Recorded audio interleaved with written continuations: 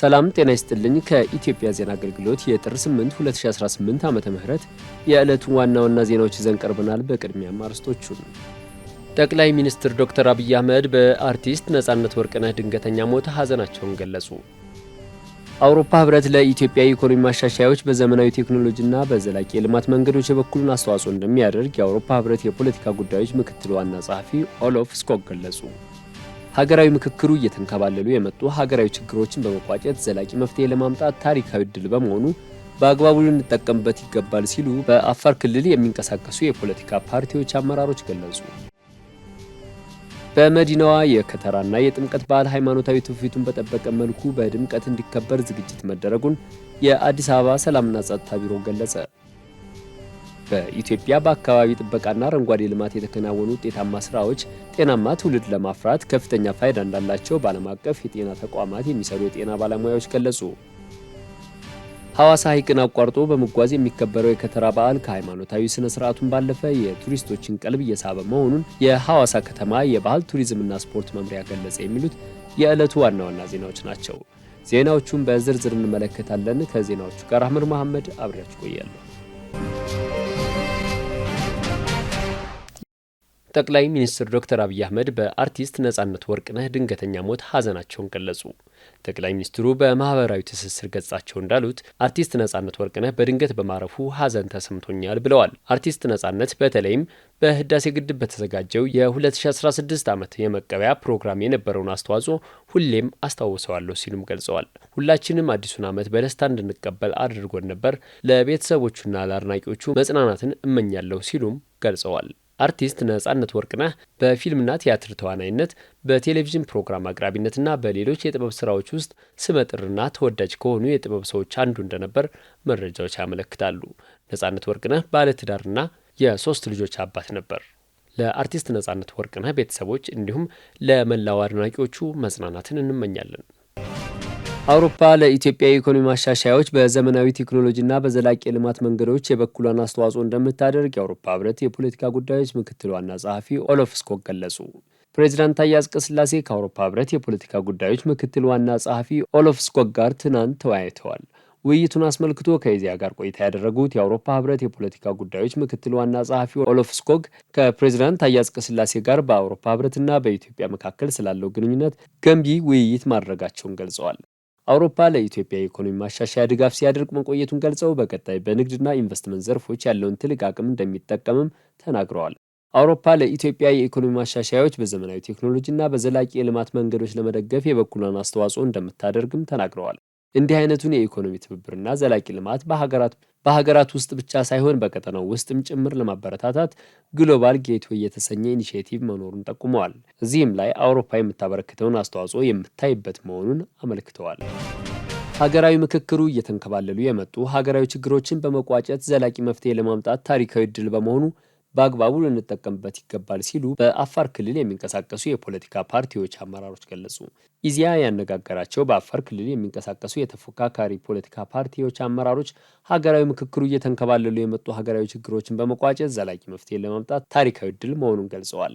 የአፋር ነጻ አውጪ ግንባር ፓርቲ አነግፓ ሊቀመንበር ሐምፍሪ አሊ ሚራህ ሀገራዊ ምክክሩ ሳይፈቱ ዘመናትን የዘለቁ ሀገራዊ ችግሮችን በዘላቂነት ለመፍታት የሚያስችል ታሪካዊ ዕድል መሆኑን ተናግረዋል።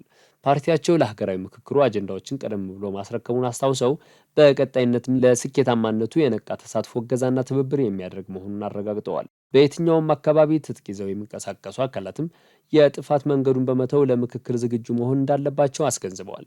የአፋር አብዮታዊ ዲሞክራሲያዊ አንድነት ግንባር አርዱፍ ምክትል ሊቀመንበር መሐመድ አወል ወግሪስ በበኩላቸው ሀገራዊ ምክክሩ ችግሮችን ለመቋጨትና ጠንካራ ሀገረ መንግስት ለመገንባት ሁነኛ መፍትሄ መሆኑን ገልጸዋል። በመሆኑም የሀገራችንን ችግሮች ወደ መድረክ በማምጣት ችግሮችን በምክክር ለመፍታት እድሉ በሁላችንም እጅ ላይ ይገኛል ብለዋል።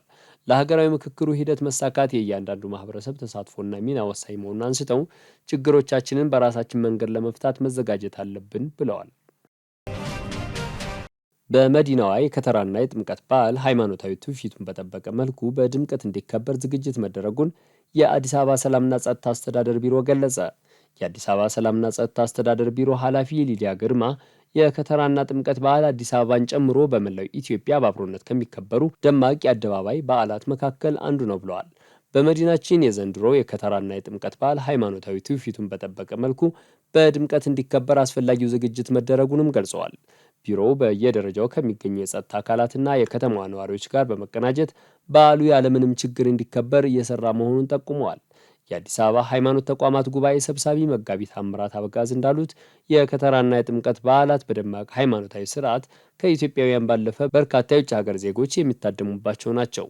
በዓላቱ የኢትዮጵያውያንን ማህበራዊ ትስስር፣ ወንድማማችነትና አብሮነትን በማጠናከር ረገድ ሚናቸው የጎላ ነው ብለዋል። የ2018 ዓ.ም የከተራና ጥምቀት እንዲሁም የቃና ዘገሊላ በዓላት በመዲናችን ሃይማኖታዊና ትውፊታዊ ይዘታቸውን ጠብቀው እንዲከበሩ ህብረተሰቡን ጨምሮ የሚመለከታቸው አካላት የበኩላቸውን ሚና እንዲወጡ ጥሪ አቅርበዋል። በኢትዮጵያ በአካባቢ ጥበቃና በአረንጓዴ ልማት የተከናወኑ ውጤታማ ስራዎች ጤናማ ትውልድ ለማፍራት ከፍተኛ ፋይዳ እንዳላቸው በዓለም አቀፍ የጤና ተቋማት የሚሰሩ የጤና ባለሙያዎች ገለጹ። በአውስትራሊያ የጤና ባለሙያ የሆኑት ዶክተር ብሮንዊን ማክናማራ በአዲስ አበባ ከተማ በአካባቢ ንጽህና አረንጓዴ ቦታዎችንና ፓርኮች በማስፋፋት ረገድ ከዚህ ቀደም ከሚያውቁት ከፍተኛ ለውጥ ማየታቸውን ተናግረዋል። የፕላስቲክና የኬሚካል ውጤቶች የጤና ጉዳት የሚያስከትሉ በመሆኑ ብክለትን ለመከላከል እየተደረጉ ያሉ ጥረቶችንም አድንቀዋል። ይህም ለማህበረሰቡ ጤና መጠበቅ ጉልህ ሚና እንዳለው ነው የገለጹት። የቶሮንቶ ዩኒቨርሲቲ ፕሮፌሰር ቪላ ዋይትማን የአካባቢ ጥበቃ ስራዎች ለጤና አጠባበቅ ከፍተኛ አስተዋጽኦ እንዳላቸው ተናግረዋል። አረንጓዴና ንጹህ አካባቢ ጤናን ለመጠበቅ ከሚያስችሉ ጉዳዮች አንዱ መሆኑን ገልጸው በሽታን አስቀድሞ መከላከል ከማከም የተሻለ ነው ብለዋል። በፒውር አርዝ የምስራቅ አፍሪካ ዳይሬክተር ፍሬው ከፍ ያለው በአካባቢ ጥበቃ ተሟጋችነትና ወጣቶችን በማሳተፍ የጽዳት ስራዎች ላይ ለበርካታ ዓመታት እየሰሩ እንደሚገኙ ተናግረዋል። ለአካባቢ ንጽህናና በሰዎች ጤና ላይ ጉዳት የሚያስከትሉት ለአንድ ጊዜ ጥቅም ላይ የሚውሉ የፕላስቲክ ውጤቶችን ጥቅም የሚከለክል አዋጅ ተግባራዊ መደረጉ ትልቅ እርምጃ ነው ብለዋል። ሐዋሳ ሐይቅን አቋርጦ በመጓዝ የሚከበረው የከተራ በዓል ከሃይማኖታዊ ስነ ስርዓቱን ባለፈ የቱሪስቶችን ቀልብ እየሳበ መሆኑን የሐዋሳ ከተማ የባህል ቱሪዝምና ስፖርት መምሪያ ገለጸ።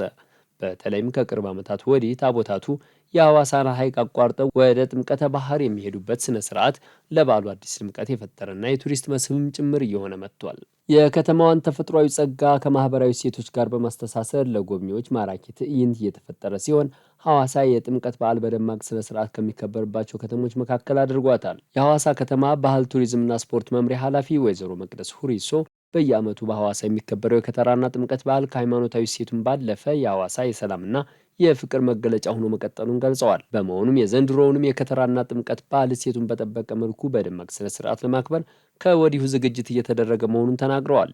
የሐይቁን አካባቢ እንዲሁም ከተማዋን የማጽዳትና የማስዋብ ስራ ከወዲሁ ተከናውኖ እንግዶችን ለመቀበል የተሟላ ዝግጅት ተደርጓል ብለዋል። የሐዋሳ የፍቅር ሐይቅ መዝናኛ ጀልባ ማህበር ጸሐፊ ግዛቸው ጥላሁን በሁሉም ማህበራት ውስጥ ያሉ የጀልባ ባለቤቶች ታቦታቱን ለማጀብ ዝግጁ መሆናቸውን ገልጸዋል። የተከበራችሁ ተመልካቾቻችን ለዕለቱ ያዘጋጀናቸው ዘገባዎች እነዚህ ነበር። ከዜናዎቹ ጋር አህመድ መሐመድ አብሬያችሁ ቆየሁ። መልካም ነው።